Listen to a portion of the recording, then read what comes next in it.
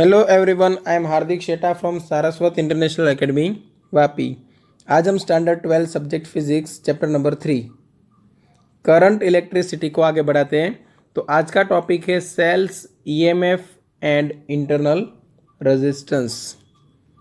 Sales पढ़ना है सबसे पहले। तो सेल क्या होता है, कैसे काम करते हैं, ईएमएफ क्या है, इलेक्ट्रोमोटिव फोर्स आपने नाम सुना होगा, बट वो एक्चुअली फोर्स नहीं है, ईएमएफ है, वो पोटेंशियल डिफरेंस है। और एक है इंटरनल रेजिस्टेंस, किसका? तो सेल का। तो सेल का जो इंटरनल रेजिस्टेंस है वो कैसे अराइज होता है और उसकी क्या क्या इफ़ेक्ट आती है सर्किट पे, वो हम यहाँ पे देखने वाले हैं। तो मैंने यहाँ पे एक नॉर्मल एक सेल रखा हुआ है, ओके। इलेक्ट्रोलाइट सेल है, क्योंकि हमने यहाँ पे जो मटेरियल डाल रखा है वो इलेक्ट्रोलाइट है, ठीक है। दो टर्मिनल्स है, पॉजिटिव एंड नेगेटिव। तो एक को नाम देते हैं पी, दूसरे को नाम दे देते हैं एन, पॉजिटिव नेगेटिव, ठीक है। एक एनोड है, एक कैथोड है। तो जो पॉजिटिव वाला है वो एनोड है यहाँ पे, और ये नेगेटिव है वो कैथोड है। कैथोड को आप सी से भी डिनोट कर सकते हो, के से भी, ठीक है। अगर इंग्लिश लैंग्वेज के हिसाब से देखो तो कैथोड का स्पेलिंग सी से स्टार्ट होगा, तो सी से डिनोट कर सकते हो। ग्रीक लैंग्वेज में वो स्पेलिंग बनता है कैथाडोस, तो फिर के से भी आप डिनोट कर सकते हो, ठीक है। चलो, यहाँ पे मैंने दो पॉइंट लिए हुए हैं। ये पॉइंट्स है वो एक्चुअली इलेक्ट्रोलाइट के एंडिंग पॉइंट्स है। मतलब ये जो एनोड एंड कैथोड के बीच का जो मटेरियल है इलेक्ट्रोलाइट सॉल्यूशन, उसका एंडिंग पॉइंट मैंने लिया है ए एंड बी, ठीक है। और ये हम सबको पता है कि ये इलेक्ट्रोलाइट है,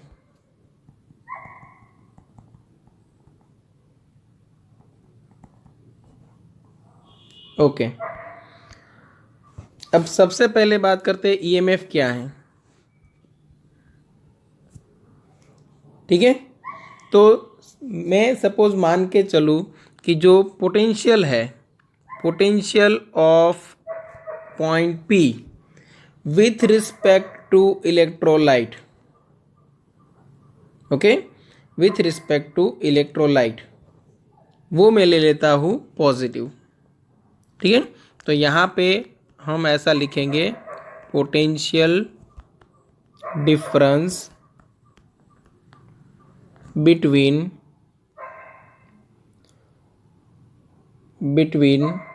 electrode P and solution, okay, electrode P and solution. Solution कौन सा है? इलेक्ट्रोलाइट सॉल्यूशन है, ठीक है। तो वो हम यहाँ पे ले रहे हैं V पॉजिटिव।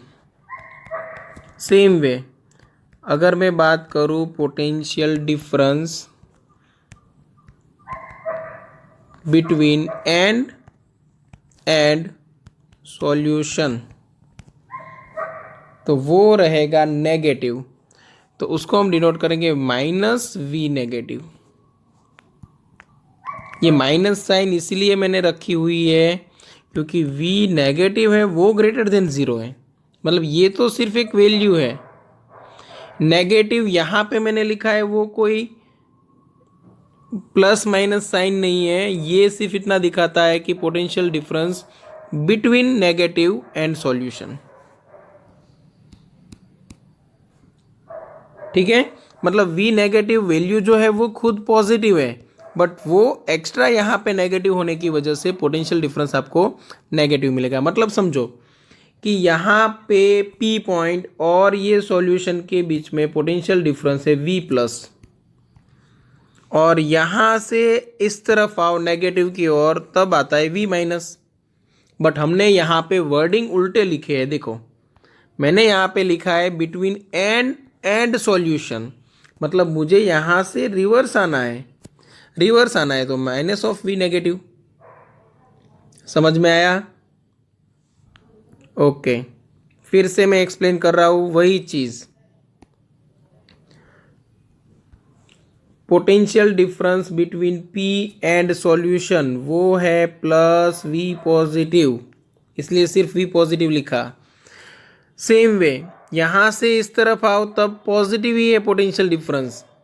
इतना समझ लो कि पोटेंशियल P है VP वो ग्रेटर देन VS है, मतलब पोटेंशियल ऑफ सॉल्यूशन, और वो ग्रेटर देन है VN पोटेंशियल ऑफ नेगेटिव। ठीक है, potential of positive electrode is greater than potential of solution and potential of solution is greater than potential of negative electrode. तो जब आप डिफरेंस इस तरफ लोगे, इसमें से ये माइनस करोगे, तब आपका आंसर आएगा minus V negative, sorry positive V negative. और एन और सॉल्यूशन के बीच में रिवर्स आओगे तब वो माइनस वी नेगेटिव बनेगा। समझ में आया? मतलब क्या कि आप अगर Vp माइनस Vs करते हो तो प्लस आएगा V पॉजिटिव, और Vs माइनस Vn करते हो तब आएगा V नेगेटिव। ठीक है ना? बट अगर आपने उल्टा कर दिया Vn माइनस Vs, जो हम यहाँ पे कर रहे हैं, potential difference between N and solution, तो पहले एन रखा और फिर सॉल्यूशन रखा, तो वो बनेगा माइनस वी नेगेटिव। ओके, चलो ये सब क्लियर होगा, इसकी ज़रूरत नहीं है हमें थियरी में, तो हम निकाल देते हैं। चलो यहाँ पे मैंने कंडीशन लिख दी है कि वी नेगेटिव वो खुद पॉजिटिव है। ओके, अब हम बात करेंगे potential difference between P and N जब हमने बाहर कोई सर्किट कनेक्ट नहीं की है। ठीक है ना? और जब भी मैं PD लिखूं मतलब समझ जाओ वो पोटेंशियल डिफरेंस है। पोटेंशियल डिफरेंस ये बिटवीन P एंड N वो क्या बनेगा, तो उसको हम बोलेंगे टर्मिनल वोल्टेज ऑफ बैटरी।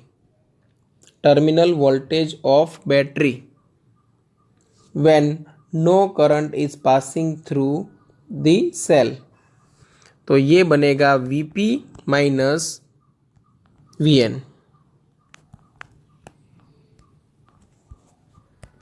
ये V पॉजिटिव है और ये माइनस V नेगेटिव है, तो ये बन गया V positive plus V negative. और ये जो टर्मिनल वोल्टेज है वो बनेगा बैटरी का इलेक्ट्रोमोटिव फोर्स।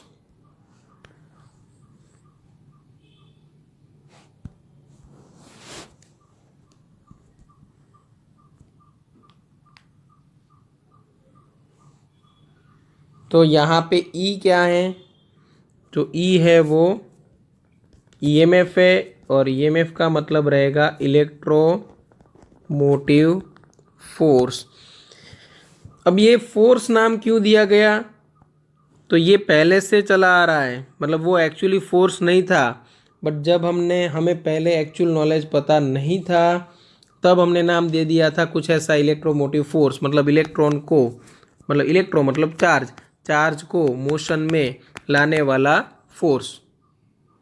बट एक्चुअल में बाद में पता चला कि ये कोई फोर्स नहीं है, ये एक डिफरेंस है, पोटेंशियल डिफरेंस।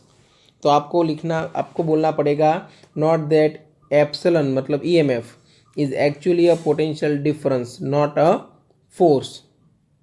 ठीक है, चलो तो ये भी याद रखना है कि जब सर्किट में से करंट ज़ीरो है, तो यहाँ पे मैंने लिख दिया व्हेन करंट इज ज़ीरो, तब जो टर्मिनल वोल्टेज है, टर्मिनल वोल्टेज मतलब बैटरी का ये जो दो टर्मिनल है उनके बीच में पोटेंशियल डिफरेंस, मतलब जब करंट पास नहीं होता तब ये जो दो टर्मिनल है P एंड N उनके बीच में जो पोटेंशियल डिफरेंस है जिसको हम बोलते हैं टर्मिनल वोल्टेज, वो खुद बन जाता है EMF। ठीक है ना? मतलब आपको इतना भी पता चला कि when current is zero terminal voltage of battery becomes EMF of that battery. Clear? Okay, अब हम बात करेंगे कि जब यहाँ पे मैं कोई सर्किट लगा दूँ और करंट फ्लो होना स्टार्ट कर दे, ठीक है ना। जब यहाँ पे मैं सर्किट लगा दूँ और करंट फ्लो होना स्टार्ट कर दे तब क्या होगा। तो यही डायग्राम को मैं कॉपी कर लेता हूँ।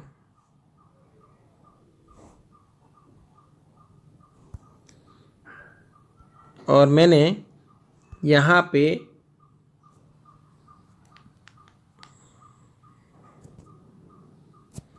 एक बाहर एक रजिस्टर लगा दिया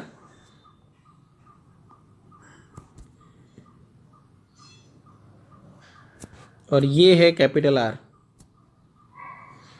और करंट पास हो रहा है वो कुछ इस तरह समझना।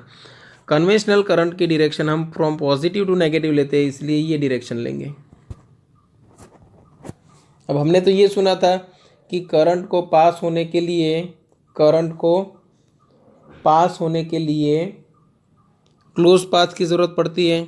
तो ये तो एक ही डायरेक्शन में मूव हो रहा है from positive to negative, but अंदर जो करंट पास हो रहा है वो आप मान के चल सकते कि ये जो इलेक्ट्रोलाइट सॉल्यूशन है वो क्लोज पाथ कंप्लीट करने में हेल्प करेगा, मतलब करंट पास होगा फ्रॉम बी टू ए।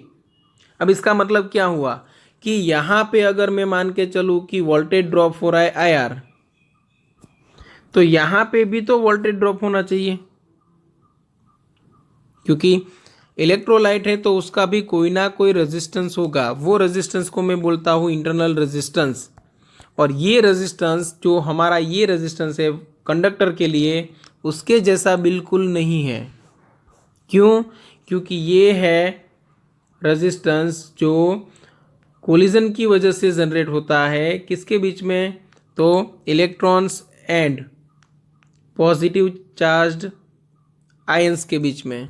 ऐसा यहाँ पे नहीं होता। यहाँ पे ये जो जनरेट होता है इंटरनल रेजिस्टेंस, वो फोर्स ड्यू टू इलेक्ट्रोलाइट की वजह से जनरेट होता है। मतलब इलेक्ट्रोलाइट की वजह से एक नॉन इलेक्ट्रिकल फोर्स, जिसको हम बोल सकते हैं केमिकल फोर्स, ये केमिकल फोर्स की वजह से जनरेट होता है, ठीक है, जिसकी चर्चा हम बाद में करते हैं, ठीक है। चलो, तो ये क्लोज पाथ कंप्लीट हो गया, इतना फिक्स है। अब हम फिर से निकालने वाले हैं potential difference between P and N. अब हम फिर से निकालने वाले हैं potential difference between P and N, ठीक है। तो मैं लिख सकता हूँ ऐसे, V equal to V P N, voltage equal to terminal voltage equal to, यहाँ पे भी हम टर्मिनल वोल्टेज ही ले रहे हैं ना, तो terminal voltage is equal to V P N, मतलब potential difference between P and N. तो मैं ऐसे भी ले सकता हूँ potential difference between P and A. पहले इन दोनों का डिफरेंस ले लूँ, फिर इन दोनों का डिफरेंस ले लूँ, फिर इन दोनों का डिफरेंस ले लूँ, तो भी चलेगा। तो प्लस करके मैं लिख सकता हूँ potential difference between A and B, plus करके लिख सकता हूँ potential difference between B and N,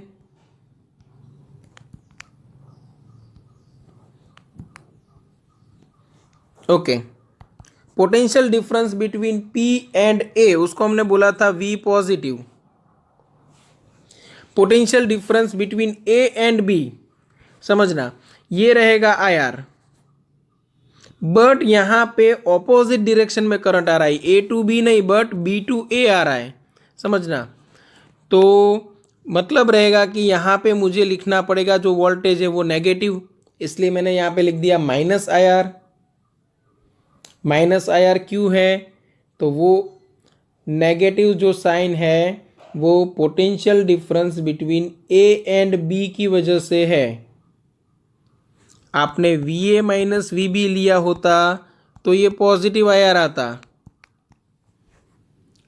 but हमने लिया है, समझना, V A minus V B लेते तो पॉजिटिव आई आर आता, बट करंट जो फ्लो हो रहा है वो from B to A flow हो रहा है। देखो यहाँ से ये जो क्लोज पाथ कंप्लीट हुआ ना, वो कुछ इस तरह हो रहा है, मतलब इधर ए पॉइंट है, इधर बी पॉइंट है, तो करंट जो फ्लो रहा है वो फ्रॉम बी टू ए, इसलिए हमने यहाँ पे लिखा है नेगेटिव आई आर।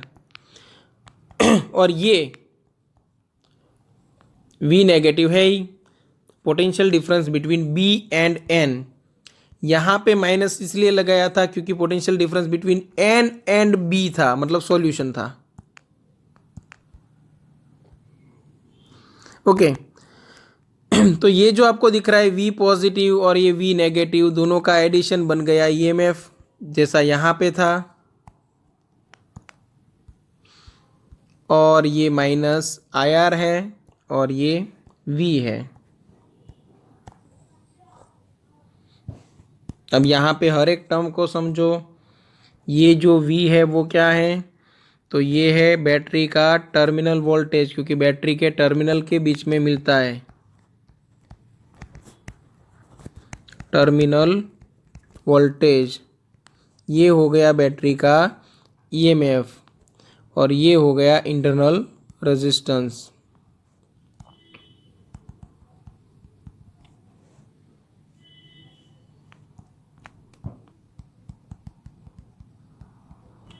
ओके अब हम वैल्यू लेके समझते हैं कि एक्चुअल में ये है क्या। तो मान लो कि बैटरी एक्चुअल में ईएमएफ जनरेट कर रही है 10 वोल्ट, एक्चुअली इतना जनरेट करती है। बट जब करंट पास होता है तब उसके खुद के ही जो मटेरियल है, जैसे कि इलेक्ट्रोलाइट, उसकी वजह से थोड़ा पोटेंशियल ड्रॉप हो जाता है। तो जब हम वोल्ट मीटर कनेक्ट करते हैं तब हमें दिखाई देता है 9.8 वोल्ट। मान के चलो ये किसका रीडिंग है, वोल्ट मीटर का। क्यों, क्योंकि जब आपने बैटरी ऐसे रखी और यहाँ पे मैंने वोल्ट मीटर लगा दिया तो एक क्लोज पाथ कंप्लीट हो गया। क्लोज पाथ कंप्लीट हो गया तो क्या हुआ कि करंट पास होने लगा। करंट पास होने लगा तो क्या हुआ, तो जैसे ही करंट पास होने लगा ये जो इनके बीच का रेजिस्टेंस है वो एक्टिवेट हो गया। पहले देखो शांत था, करंट पास नहीं हो रहा था, तब वो रेजिस्टेंस हमने काउंट ही नहीं किया था। क्यों, क्योंकि जब तक रेजिस्टेंस में से करंट पास नहीं होता तब तक वो कोई भी टाइप का पोटेंशियल ड्रॉप नहीं कराते। ठीक है ना। तो यहाँ पे जैसे ही करंट पास हुआ इंटरनल रेजिस्टेंस एक्टिवेट हो गया और हमें जो एक्चुअल वैल्यू थी वो नहीं मिली, बट जो रिड्यूस्ड वैल्यू थी वो मिली। अब इसका मतलब क्या हुआ कि जो आईआर है, मतलब voltage dropped by internal resistance, वो 0.2 वोल्ट हो गया। अब समझ लो कि 10 वोल्ट इक्वल टू मैं लिख सकता हूँ ऐसे, देखो ये 9.8 वोल्ट इक्वल टू मैं लिख सकता हूँ 10 माइनस 0.2, मतलब ये V था, ये ईएमएफ था और ये आईआर था।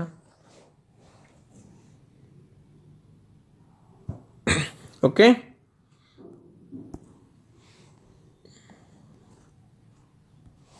चलो ये क्लियर है। अब आगे बढ़ते हैं। तो एक ये फॉर्मूला याद रखना है, V equal to E minus I R. अब टर्मिनल वोल्टेज है इन दोनों के बीच में, ठीक है ना। तो इतना पार्ट लेके आप कैलकुलेट कर सकते हो, तो ये ऊपर का पार्ट लेके भी कैलकुलेट कर सकते हो क्योंकि पैरेलल में वोल्टेज सेम रहता है। तो फॉर रेजिस्टेंस कैपिटल आर, उसके लिए जो V रहेगा वो I इंटू कैपिटल आर रहेगा। ये दोनों सेम है। क्यों, क्योंकि आपने पॉइंट्स को यहाँ पे ले लिया था P एंड Q को, सॉरी P एंड N को।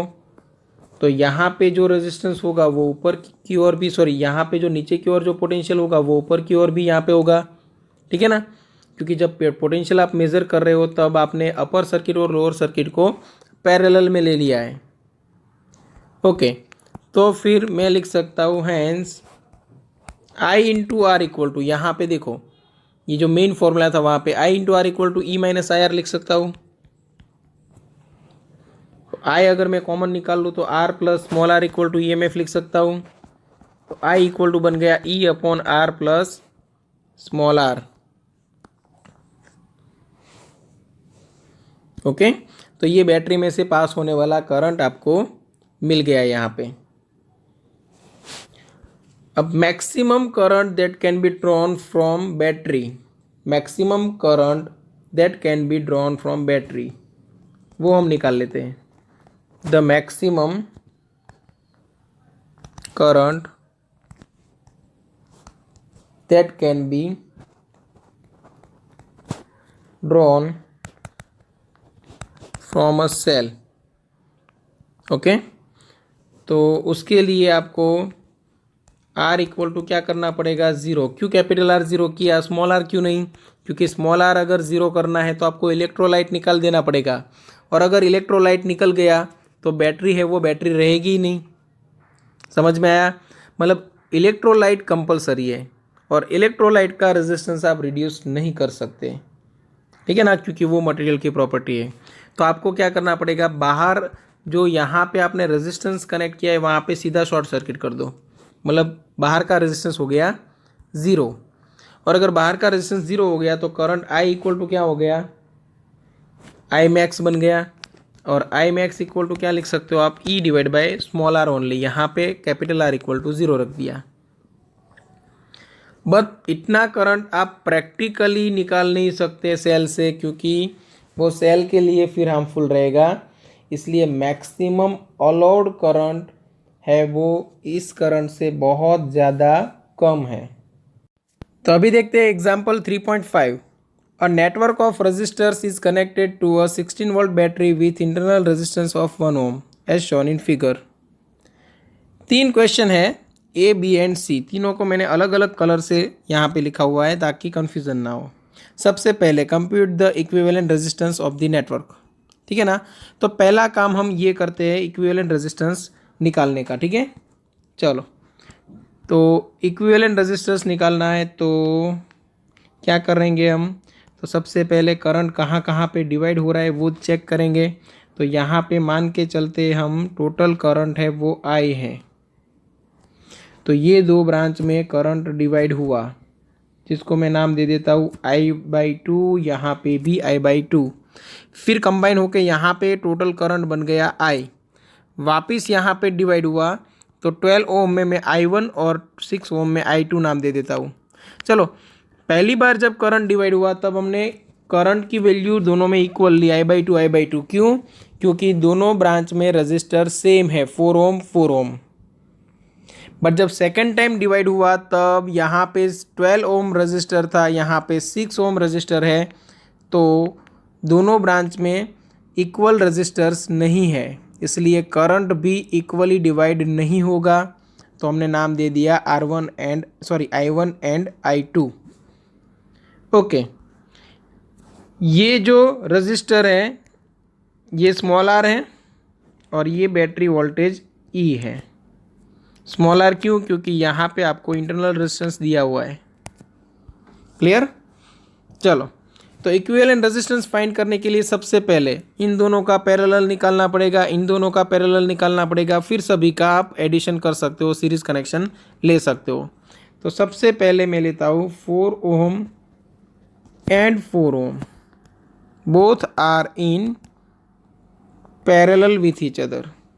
तो उसके लिए हम रजिस्टर का नाम दे देते हैं resistance between A and B, तो RAB।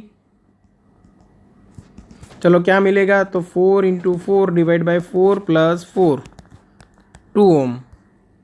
ओके, ये फर्स्ट स्टेप था हमारा।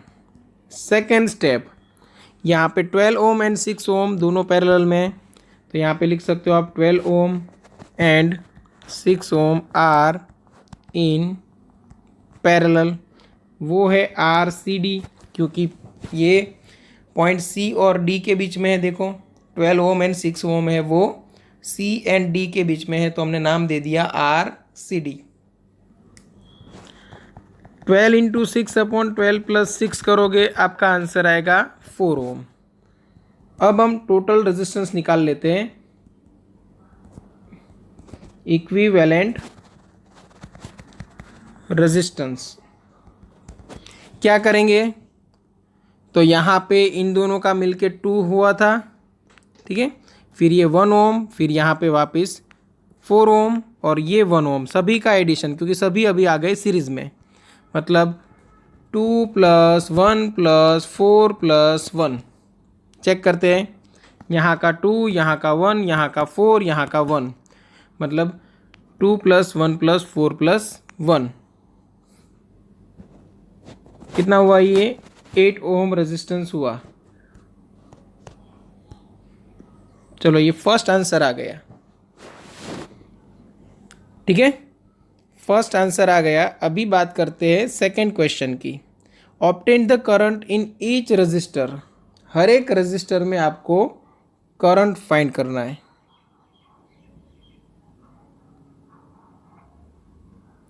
ठीक है, हर एक रजिस्टर में आपको करंट फाइंड करना है। तो अब करंट ले लेते हैं, टोटल करंट सबसे पहले।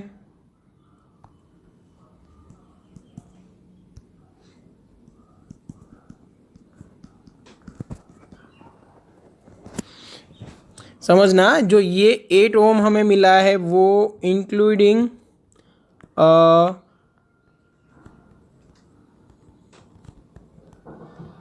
स्मॉल आर है। ठीक है, क्योंकि इंटरनल रेजिस्टेंस हमने यहाँ पे काउंट कर लिया है। आपके टेक्स्ट बुक के सॉल्यूशन में R = 7 ओम आ रहा है, क्योंकि उन्होंने स्मॉल आर है वो अलग से काउंट किया है। ठीक है, उससे कोई फ़र्क नहीं पड़ेगा। तो आप मान के चलो कि ये 7 ओम है और स्मॉल आर है वो 1 ओम है। क्लियर, इससे कोई फ़र्क ज़्यादा पड़ेगा नहीं। टोटल करंट I = क्या करोगे? V/R equivalent. अभी यहाँ पे EMF है तो E/R इक्विवेलेंट, मतलब ये 16/8 क्या आ गया? 2 एम्पियर। ठीक है ना। टेक्स्ट बुक के हिसाब से जाओ तो I = E/ आपको R प्लस स्मॉल आर करना पड़ेगा, और मैंने उसी को R इक्विवेलेंट नाम दे दिया है। ओके,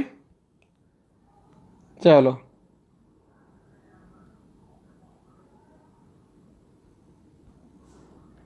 तो अभी आगे बढ़ते हैं। टोटल करंट मिल गया, तो वो किस में से पास हो रहा है? तो वो पास हो रहा है 1 ओम में से। ठीक है ना। तो करंट पासिंग थ्रू 1 ओम, तो वो हमारे पास है I = 2 ampere.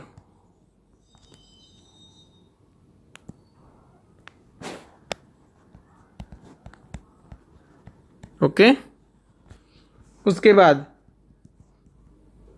Current passing through each 4 ohm resistor. दो यहाँ पे ना 4 ओम रजिस्टर दोनों पैरेलल में देखो, और दोनों में से करंट पास हो रहा है I/2, तो वो हम ले लेंगे I/2। I/2 = 1 एम्पियर, मतलब 4 ओम रजिस्टर में से कितना पास हो रहा है? 1 एम्पियर। अब बात करते हैं करंट पासिंग थ्रू, कौन सा रजिस्टर ले लेते हैं? 6 ओम। तो 6 ओम में से जो पास हो रहा है वो कौन सा है? I1। सॉरी, 12 में से जो पास हो रहा है उसको हमने नाम दिया है I1, और जो 6 ओम में से पास हो रहा है उसको नाम दिया है I2। ठीक है ना। तो ये रजिस्टर्स के नाम दे देते हैं हम, R1 रजिस्टर और यहाँ पे R2। हम पहले बात कर लेंगे 12 ओम के लिए। करंट डिवाइडर रूल लगाओ। I1 = बनेगा R2/R1 plus R2 into total current I, क्योंकि I is inversely proportional to R है। ठीक है, ये फॉर्मूला आप खुद प्रूव भी कर सकते हो। ठीक है, तो यहाँ पे 6/12 plus 6 into total current I2, तो ये हो गया 2/3 ampere. Current passing through 12 ohm resistor है वो 2/3 एम्पियर है। ओके, तो अभी क्या फाइंड करना है? करंट पासिंग थ्रू 6 ओम, तो वो I2 है, तो टोटल I में से मैं I1 माइनस कर दूँ तो भी चलेगा। टोटल करंट I में से मैं अगर I1 माइनस कर दूँ तो भी चलेगा। I था 2 और ये है 2/3, तो ये बन गया 4/3 एम्पियर। चलो ये I2B मिल गया। ओके, अब क्या फाइंड करना है? Obtain the voltage drop across AB, BC and CD। ठीक है ना? तो सबसे पहले फाइंड करते हैं VAB। तो सिंपल है, I इंटू क्या करना है, रेजिस्टेंस बिटवीन AB। अब RAB हमें क्या मिला था? तो RAB हमें यहाँ पे मिला था 2 ओम। देखो RAB था क्या, वो भी देख लेते हैं। इन दोनों का पैरेलल कॉम्बिनेशन, इसीलिए करंट भी हम टोटल लेने वाले हैं, I/2 नहीं। हाँ, I/2 इंटू 4 करो तो चलेगा, या फिर I इंटू आपको इक्विवेलेंट रेजिस्टेंस 2 करना पड़ेगा। तो यहाँ पे 2 इंटू 2 क्या आया, 4 वोल्ट। अगर सिर्फ एक 4 ओम रजिस्टर के लिए लेना होता तो आपको I/2 से मल्टीप्लाई करना था। तो 2 डिवाइड बाई 2 इंटू 4, तब भी आंसर आता 4 वोल्ट। ठीक है, चलो ये VAB हो गया। अब बात करते हैं VBC। Okay, VBC। तो B और C के बीच में रेजिस्टेंस कितना है, 1 ओम का। तो यहाँ पे आपको लिखना पड़ेगा total current I into 1 ohm resistor, 2 into 1, तो ये हो गया 2 वोल्ट। अब हमें फाइंड करना है VCD।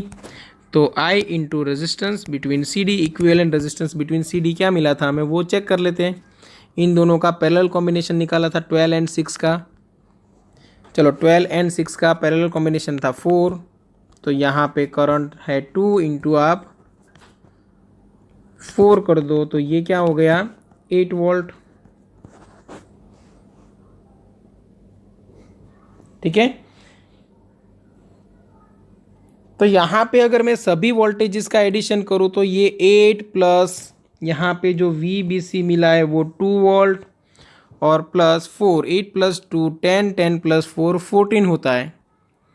बैटरी का EMF है वो 16 वोल्ट है। क्यों? क्योंकि यहाँ पे 2 वोल्ट है वो इंटरनल रेजिस्टेंस के अक्रॉस ड्रॉप हो गया, इसलिए जो मेन सर्किट है उनको मिला टोटल 14 वोल्ट।